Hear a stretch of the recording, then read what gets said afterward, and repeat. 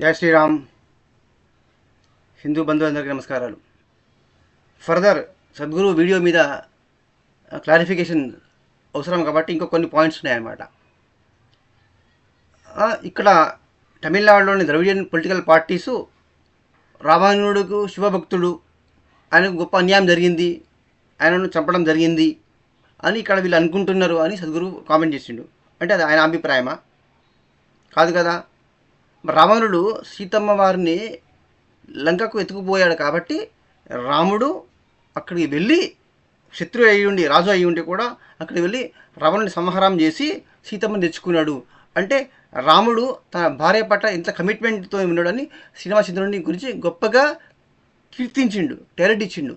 ఎప్పుడు ఈ కల్వకుంట్ల కవిత కేసీఆర్ డాక్టరు సద్గురు జగివాజయ్ గారిని రామాయణం మీద వ్యంగ్యంగా క్వశ్చన్స్ అడిగిందనమాట. సీతమ్మ వారిని అగ్ని ప్రవేశం చేసిండు అంటే రాముని సీతమ్మను అనుమానించిండు కాబట్టి రాముడు సీతను అవమానం చేసిండు కాబట్టి అందువల్లనే పురుషులు అహంకారంతో ఇప్పటికి కూడా స్త్రీల మీద పురుషులు అన్యాయం చేస్తున్నారు. దానికి కారణము ప్రేరణ రాముడే అని ఆమె క్వశ్చన్ చేసింది. ఆమె కల్వకుంట్ల కవిత. అప్పుడు రాముడు క్షత్రియుడై ఉండి అనేక మంది భార్యలను పెళ్లి చేసుకునే అవకాశం ఉండి, భార్య ఉండగానే మళ్ళీ భార్యను పెళ్లి చేసుకునే అవకాశం ఉండి కూడా సీతమ్మ కిడ్నాప్ అయి పోతే అంత కష్టపడి నడుచుకుంటూ ఎక్కడ ఉన్నదో తెలియకుండా దేశాలు ఎక్కడ అయోధ్య, అక్కడి నుంచి వనవాసం వచ్చి ఉత్తరప్రదేశ్, మధ్యప్రదేశ్, మహారాష్ట్ర దాటిపోయి చివరికి బెంగాళాఖాతం దాటిపోయి శ్రీలంకకి పోయి వాడిని దొరకబట్టి వాడిని చంపి తన భార్యను తను తీసుకొచ్చిండంటే రాముడు తన భార్య పట్ల ఎంత ప్రేమ ఉన్నది. ఇంతకన్నా గొప్ప ఎగ్జాంపుల్ ఏం కావాలి అనగానే కవిత ఇజ్జత్ పోయి నోరు మూసుకున్నది. అక్కడ కవిత ఇంకా ఇజ్జత్ తీయడానికి కోసము సద్గురు అక్కడ ఆడియన్స్ లోపల ఉన్నట్టు అబ్బాయిలు అందరూ అడిగిండు, మీకు రాముడు లాంటి అబ్బాయి కావాలా పెళ్లి చేసుకోవడానికి, రావణుడు కావాలంటే అందరూ రాముడు కావాలి, రాముడే తన భార్య పట్ల అంత కమిట్మెంట్ అంత ప్రేమ ఉన్న వాడే రాముడే లాంటి వాడే మాకు కావాలేమని అందరూ అనగానే కవిత ఇజ్జత్తో తలదించుకున్నది.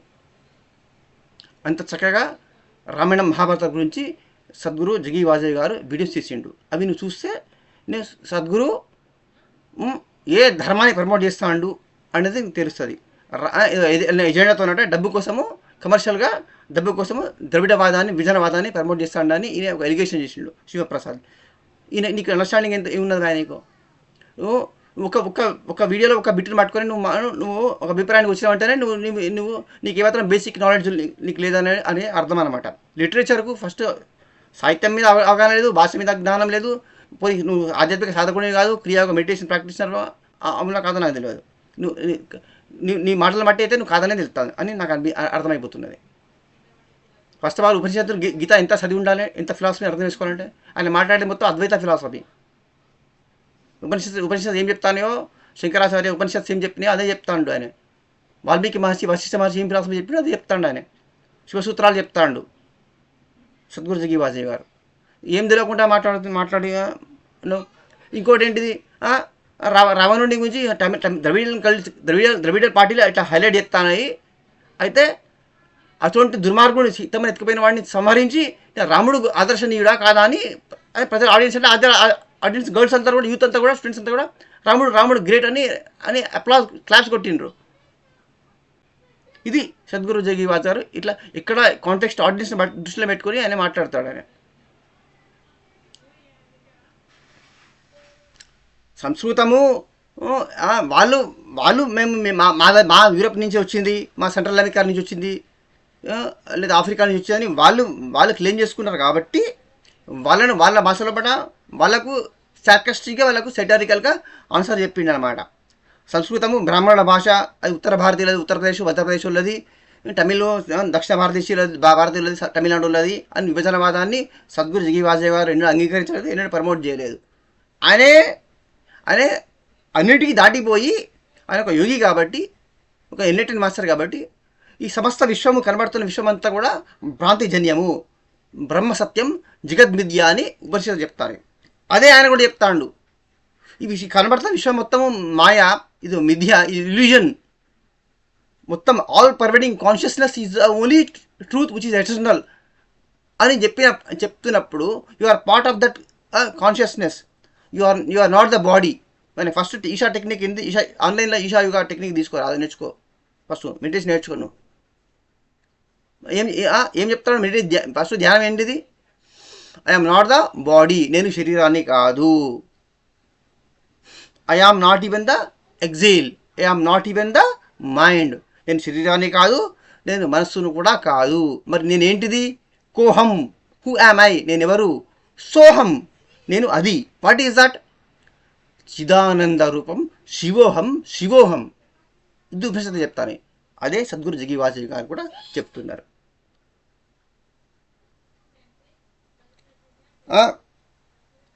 పైకి చూసే మతాలు, దేవుడు పొద్దుగా లేస్తే 4 గంటలకు మొదలుపెట్టుకుని రాత్రి 10 వరకు ఆ మైకులలో అరుస్తుంటారు చూడండి, మా దేవుడే నిజం, మా దేవుడే నిజము అని శాంతి మతపోలు, పాషాణ మతపోలు అంటారు చూడండి. దాన్ని ఆయన ఎప్పుడు సందర్భం దొరికితే అప్పుడు ఎగతాళి చేస్తూనే ఉంటాడు అనమాట. మనకు దేవుడు అవసరం లేదు, మనమే దేవుళ్ళని క్రియేట్ చేస్తాము, మనమే దేవుడు, మనకి ఇంకో దేవుడు అవసరం ఏముంది మనకు అని ఇలా మాట్లాడతాడు. రాముడు జీవితమంతా కష్టాల పాలయ్యాడు. ఈనాటి మీ యూత్ ఏమనుకుంటారు? రాముడు ఒక ఫెయిల్డ్ లైఫ్ అనుకుంటారు మీరు. రాముడు అన్ని కష్టాలు, జీవితం అంతా కష్టాలు పడ్డాడు, ఎప్పుడు సుఖం లేదు ఆయనకు. చివరికి సీతమ్మ వారిని రావణుని సంహరించి సీతమ్మ వారిని తీసుకొని వచ్చి మళ్ళీ అయోధ్యకు వచ్చినాక మళ్ళీ ఎవడో అవమానించి బదనాం చేసిండ్రు అని చెప్పి మళ్ళీ సీతమ్మని మళ్ళీ వదిలేసిండు. మళ్ళీ ఏకాకిగానే ఉన్నాడు, కుట్లకు దూరం అయిపోయాడు. భార్య గర్భవతిగా ఉన్నప్పుడు వదిలేసి వచ్చింది. జీవితం అంతా దుఃఖమే పడ్డాడు. అనేది ఫెయిల్డ్ లైఫ్ ఈనాటి స్టాండర్డ్స్ ప్రకారంగా. అయినప్పటికీ అన్ని కష్టాలు పడ్డప్పటికీ ఎన్నడూ సత్యాన్ని, ధర్మాన్ని విడవలేదు. అందుకే రాముడు ఆదర్శనీయుడు, పురుషోత్తముడు. అందుకే ఆయనను మనం దేవుడిగా ఆరాధన చేస్తామని సద్గురు జగ్గి వాసుదేవ్ గారు శ్రీరామచంద్రుడి గురించి చెప్పాడు. మనకు దేవతలు ముఖ్యము కాదు. ఈ సంస్కృతిలో కూడా దేవతలకు ముఖ్యము కాదు, వాల్యూ ఇవ్వాల్సిన అవసరం లేదనగానే కాంట్రవర్సీ అవుతుంది ఇప్పుడు. అంటే మేము దేవతలు అందరం తప్ప కాదు, నీ ఇష్టమైన దేవుని నువ్వు ఆరాధన చేసుకోవచ్చు అని అర్థము. ఎందుకు? నీకు మన అజ్ఞానంలో ఉన్నాం. ఏంటిది? నేను వేరు దేవుడు వేరు అనుకుంటున్నా అనే డ్యుయాలిటీ లోపల మనం ఉన్నాం కాబట్టి, ఫిజికాలిటీ లోపటే మనం బౌండ్ అయి ఉన్నాం కాబట్టి, ఫిజికల్ నేచర్కి బౌండ్ అయి ఉన్నాం కాబట్టి మనకు దేవునికి అవసరం ఏర్పడుతున్నది. Once you go beyond physical nature, then when you realize that you are nothing but the pure consciousness, you are no way different from that supreme consciousness or supreme God. You are the God. దేవుడు, జీవాత్మ, పరమాత్మ రెండు వేరు లేదు, రెండు ఒకటే. ఏకం అద్వితీయం బ్రహ్మ అని సత్యం అవగతమైతే ఇంకా వేరే దేవుడు అక్కడే ఏమున్నది? అక్కడ జీవుడు లేదు, దేవుడు లేడు. జీవో దేవ సనాతన. ఇదే ఉపనిషత్తులో చెప్తాను ఇది. సో కాబట్టి వాళ్ళు ఈ ద్రవిడ పార్టీలు, ఈ కమ్మిగాన్లు, ఈ పాశ్చాత్య మతపోళ్ళు అనే వాటిని సార్కాస్టిక్గా వాళ్ళు ఇలా అనుకుంటారు, వాళ్ళు అలా అనుకుంటారని వాళ్ళ పేరు చెప్పకుండా, వాడు అల్లెలోయేవాడు, వాడు జిహాదోడు అని వాళ్ళ మతాల పేర్లు చెప్పకుండా, వాళ్ళ పేర్లు తీయకుండా ఆయన ఈ ద్రవిడ పార్టీలు, పొలిటీషియన్స్ పార్టీలు ఇట్లా అంటాయి, ఇట్లా అమ్ముతారు అని చెప్పిండు. అది వాళ్ళ అభిప్రాయాలు మాత్రమే. ఆయనకు సద్గురుకు అభిప్రాయం ఉండదు.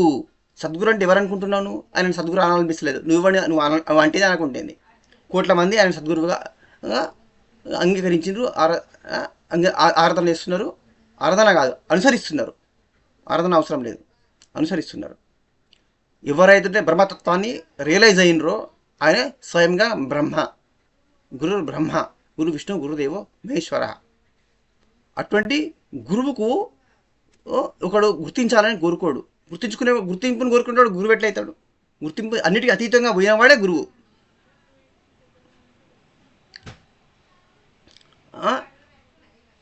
గురువుకు రాగద్వేషాలు అనేవి ఉండవు. ఎందుకు? గీతలోనే చెప్పిండు, యోగస్థః కురు కర్మణి, establish in self and perform action. ఎప్పుడు ఒక డిస్టర్బెన్స్ లేకుండా, ఒక మూమెంట్ అనేది లేకుండా, ఒక ఇంపల్స్ అనేది లేకుండా, ఎప్పుడు ఇన్ఫినిట్ టైం పర్మనెంట్గా 24 hours round the clock pure consciousness లోపల ఎవరైతే ఎస్టాబ్లిష్ అయి ఉన్నారో ఆ వ్యక్తికి మనసు వేరుగా, బుద్ధి వేరుగా, ఆలోచనలు అనేవి ఉండవు. అట్లాంటి రాగద్వేషాలు అనేవి ఉండేవి అన్నమాట. అతనికి నేను, నువ్వు, శత్రువు, మిత్రువు, మగ, ఆడ, నావాడు, నీవాడు, ఈ పార్టీ, ఆ పార్టీ, ఈ వాదం, ఆ వాదం, ఏ వాదము ఉండదన్నమాట. వాదాలు ఉన్నోడు గురువు అవుతాడు, ఏ వాదం లేనోడే గురువు. అతనికి ఒకటే ఒకటి ఉంటుంది, ఏంటది? అద్వైతం. అద్వైతం అంటే ఏంటిది? సర్వం కల్విదం బ్రహ్మ వాసుదేవ సర్వమితి ఈశాన వాస్యం మిదం సర్వం అని ఉపనిషత్ వాక్యాలను ఎవరైతే అనుభవపూర్వకంగా తెలుసుకున్నారో అతన్నే గురువు అంటారు. సర్వత్రా ఈశ్వర చైతన్యమే వ్యాపించి ఉన్నది. ఈ సమస్తము వాసుదేవుడే, ఇది మొత్తము బ్రహ్మమే. చిదానంద రూపం శివోహం శివోహం, నేనే శివుణ్ణి, అహం బ్రహ్మ, అహం విష్ణు, అహం శివ అని ఎవరైతే అర్థం చేసుకున్నారో అతనే గురువు అనమాట. అద్వైత జ్ఞానం లోపల ఎవరైతే ఎస్టాబ్లిష్ అయిన వ్యక్తికి భావజాలాలు, విభజనవాదాలు, వేర్పాటువాదాలు, ఎజెండాలు, డబ్బులు సంపాదించుకోవడాలు ఉంటాయి. ఆయనకి ఏం అవసరమే డబ్బు సంపాదించుకొని? డబ్బు ఏం చేసుకుంటాడు ఆయన? వాళ్ళ వాళ్ళ వాళ్ళ బిడ్డ క్లాసికల్ డాన్సరు, వాళ్ళ అల్లుడు సందీప్ కర్ణాటక క్లాసికల్ సింగరు, వాళ్ళ అమెరికా నుంచి ఆ పిల్లగాడు ఇక్కడ వచ్చి తమిళ ఇక్కడ ఉండి కోయంబత్తూరులో సేవ చేస్తాడు. ఆయన పోయి వాళ్ళ అమెరికా సెటిల్ కాలేరు వాళ్ళు. సద్గురు ఏమన్నారు? మీ తర్వాత ఎవరు అంటే అడిగిన కమ్మి కానీ అడిగినారు, కమ్మి జర్నలిస్టులు, మీ తర్వాత ఈ సంస్థను ఎవరు రన్ చేస్తారంటే శిష్యులు, సన్యాస శిష్యులు ఉన్నారు, మంక్స్ ఉన్నారు, సమస్తాన్ని త్యజించినటువంటి శిష్యులు ఉన్నారు. హిమాలయం అంత బంగారాన్ని మిస్ యూనివర్సిటీలో పెట్టినా చెల్లించారు. కన్నూరి పక్కకి ఇది డబ్బును, బంగారాన్ని, గోల్డ్ను, కోట్ల సంపదను, మిస్ యూనివర్సిటీలను, మిస్ వరల్డ్ బ్యూటీస్ను ముందర పెడతా కూడా చూడరు, చెల్లించారు. అటువంటి శిష్యులు ఉన్నారు. వాళ్ళు రన్ చేసుకుంటారు అని చెప్పిండు. తన బిడ్డ అల్లుడు రన్ చేసుకుంటారు, వాళ్ళు మొత్తం సంపాదించుగా మింగుతారు అని చెప్పాలి. ప్రతిరోజు 40-50 వేల మందికి ఫ్రీగా భోజనం ఉంటుంది అక్కడ. అది ఎట్లా వస్తారు అనుకుంటున్నావు? ఫారెన్ నుంచి వచ్చేటువంటి డివోటీస్, స్టూడెంట్స్ ఇచ్చే డొనేషన్స్ ద్వారా నడుస్తుంది సంస్థ. అది వాలంటీర్ ఆర్గనైజేషన్. అది ఆయన డబ్బులు ప్రింటింగ్ చేయడు. డబ్బులు ఎందుకు సద్దురుకు అని ఒక హౌలే జర్నలిస్ట్ అడిగితే దానికి సమాధానం ఇది. సద్గురువు జ్ఞానం ఇస్తాడు, కరెన్సీ ప్రింటింగ్ చేసి ఇయ్యాడు. సో మనము ఇట్లా స్వామి వివేకానంద ఎగ్జాంపుల్ చెప్తాను మీకు. ఇది అవుట్ ఆఫ్ కాంటాక్స్ట్ కాదు, కానీ ఇప్పుడు అవసరం, ఇక్కడ రిలవెంట్ టాపిక్ కాబట్టి చెప్తున్నాను మీకు. స్వామి వివేకానందుడు అన్నాడు, ఇన్ని వేల సంవత్సరాల నుంచి భారతీయులు మూర్ఖ హిందువులారా, మీకు ఎందుకు బుద్ధి ఎత్తలేదు? వివేకానందుడు అన్నాడు, ఇన్ని ఏళ్ళ బట్టి మీరు ఇన్ని గుళ్ళు పోతాండ్రు, ఇంతమంది దేవతలు మొక్కుతాండ్రు, ఏ దేవుడు వచ్చి మిమ్మల్ని మీకు సాయం చేసిండు? మీ దేవుడు వచ్చి మీకు అన్ని దుడిచిండు? ఏ దేవుడు వచ్చి మీ కష్టాలు తీర్చిండు మీకు అని ప్రశ్నించిండు. అంటే ఆయన నాస్తికుడా? దేవతలను ఆరాధన చేయొద్దు, దేవులను మొక్కద్దు, గుడికి పోవద్దు అని బంద్ చేయని చెప్పిండా? ఉద్దేశం అది కాదు. ఆయన మాటలు బట్టి నీకు అట్టే అనిపిస్తుంది, నీ అసంటునికి. ఆయన ఉద్దేశం ఏంటిదంటే, నువ్వు సింహకిషోరాన్వి, సింహం పిల్లవు, సింహంలాగా జీవించు, ఆత్మవిశ్వాసాన్ని పెంచుకో, నీకు కాళ్ళ మీద నిలబడు, నువ్వు సాధించు, 10 మందికి నువ్వు సహాయం చేసే స్థితికి నువ్వు ఎదుగు అని చెప్పడం ఆయన ఉద్దేశం.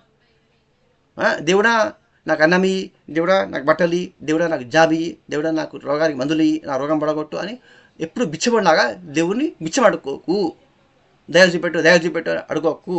నువ్వు సొంతంగా నీ టాలెంట్తోనే నువ్వు పైకి రా, నీ బుద్ధిశక్తిని ఉపయోగించి నువ్వు పైకి వచ్చి నువ్వు సొంతంగా కాళ్ళ మీద నిలబడి 10 మందికి సాయం చేసే స్థితికి నువ్వు ఎదుగు అని చెప్పడం స్వామి వివేకానంద యొక్క ఉద్దేశము. ఏ దేవుడు వచ్చి మేము సాయం చేసిండు?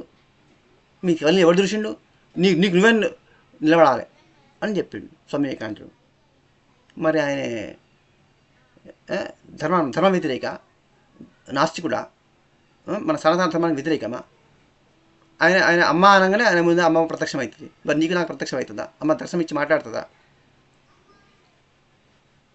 వివేకానందుడు అమ్మవారిని డైరెక్ట్ అడిగాడు, అమ్మ గుళ్ళో బలగొట్టి నీ గుడిని కూడా బలగొచ్చిండ్రు ఆ పాషాణమత వాళ్ళు, ఆ జిహాద్ వాళ్ళు, మరి నువ్వు ఎందుకు వచ్చి చంపలేదు వాళ్ళను, ఎందుకు శిక్షించలేదు, ఎందుకు చూసుకో మౌనంగా ఎందుకు ఉన్నావు అని వివేకానందుడు స్వయంగా అమ్మవారిని అడిగాడు, భువనేశ్వరి అమ్మవారిని. అప్పుడు అమ్మాయి చెప్పింది, గుళ్ళు మీకు అవసరము, మీ గుళ్ళను కాపాడుకోవాల్సిన బాధ్యత మీది. మీరేం చెప్తారు? మనిషి ఒక కత్తి పట్టుకొని నరికి వాళ్ళని ధర్మరక్షణ చేసుకోవాల్సిన బాధ్యత మీది. మాకు అవసరం లేదు. ఈ గుడి ఉంటేంది పోతే నాకేంది. దీనికి మేము అన్నిటికీ అతీతులం. మా చట్టాలు మాకు ఉంటాయి. వాడు చావడా, వాడు చస్తాడు. వాడికి ఏదో రోగం హార్ట్ అటాక్ వచ్చి ఏదో రోగం వచ్చి వాడు చస్తాడు. మీరు చంపకుంటే మీకు శాత కాకుంటే వాడికి ముసలోడై వాడికి హార్ట్ అటాక్ వచ్చి వాడు చస్తాడు. వచ్చినాక నరకాలే పోయి రమణవాది నరకాలు శిక్షలు భవిస్తాడని మా మారు స్వయంగా స్వామి వివేకానంద చెప్పింది. కాబట్టి బ్రహ్మ సంకల్పము, బ్రహ్మ యొక్క సృష్టి అనంతము, సద్గురువుల యొక్క జ్ఞానము అనంతము. వాళ్ళు మాట్లాడే దానిలో లోతు తెలుసుకోవాలంటే అనేక సంవత్సరాలు గురువుని ఆశ్రయించి మనము జ్ఞానాన్ని కొద్ది కొద్దిగా మనం పెంచుకుంటూ వెళుతూ ఉన్నప్పుడు మనకు సత్యం అర్థమయ్యే అవకాశం ఏర్పడుతుంది అనమాట. So let's not rush to the conclusions that assuming that we're so intelligent. No, we're definitely not intelligent enough to understand Sadhguru. Please share, subscribe. జై శ్రీరామ్, జై శ్రీకృష్ణ, వందే మాతరం.